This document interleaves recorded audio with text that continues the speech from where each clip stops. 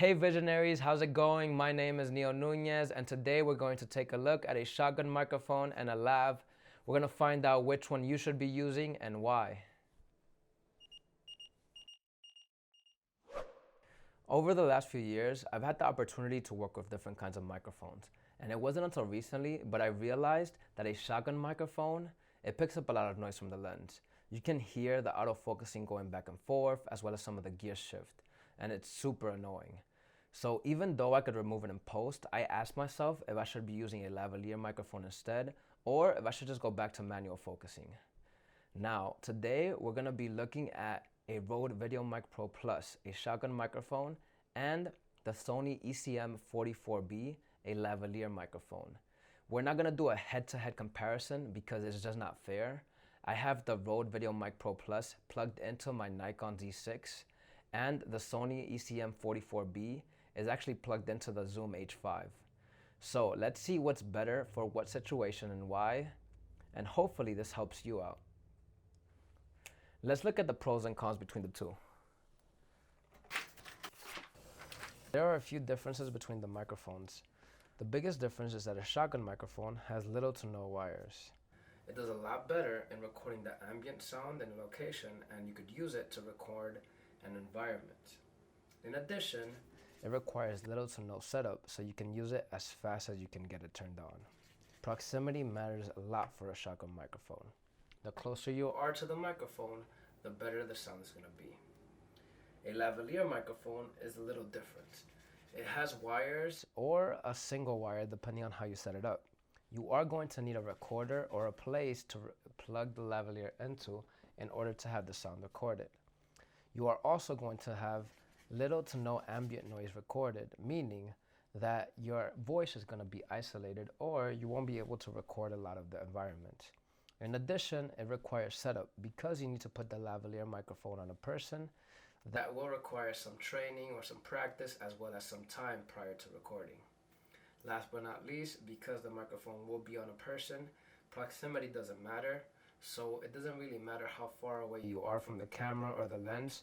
Your voice should stay consistent throughout the video.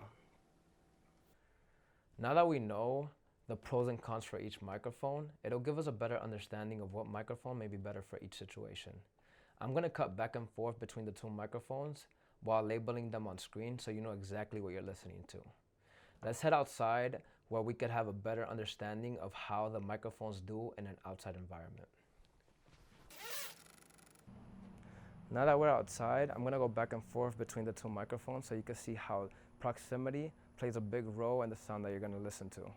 During this time, I'm going to label the microphones on the screen, so make sure you pay close attention to know what you're listening to. Right now, I'm about 5 feet away from the camera, or from the lens itself, and I'm moving back to the lens and moving forward, so you can see exactly how my voice is going to change during this time. You should also be able to notice that the Rode VideoMic Pro Plus is going to capture a lot more ambient sound than the lavalier.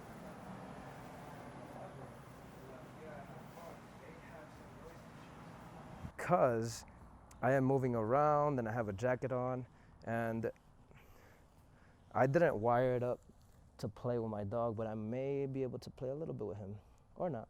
He's a little tired.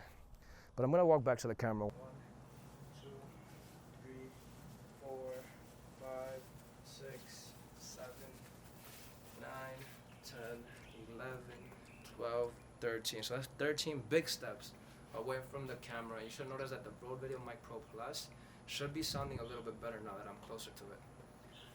We're gonna go back inside to see which lens or which microphone sounds better and see how they do inside as well. So I hope that helped you, and let me know what kind of microphone are you trying to get now. Don't forget that this was not a complete comparison between the two microphones. The Sony ECM 44B was plugged into the Zoom H5, while the Rode VideoMic Pro Plus was plugged into my Nikon Z6.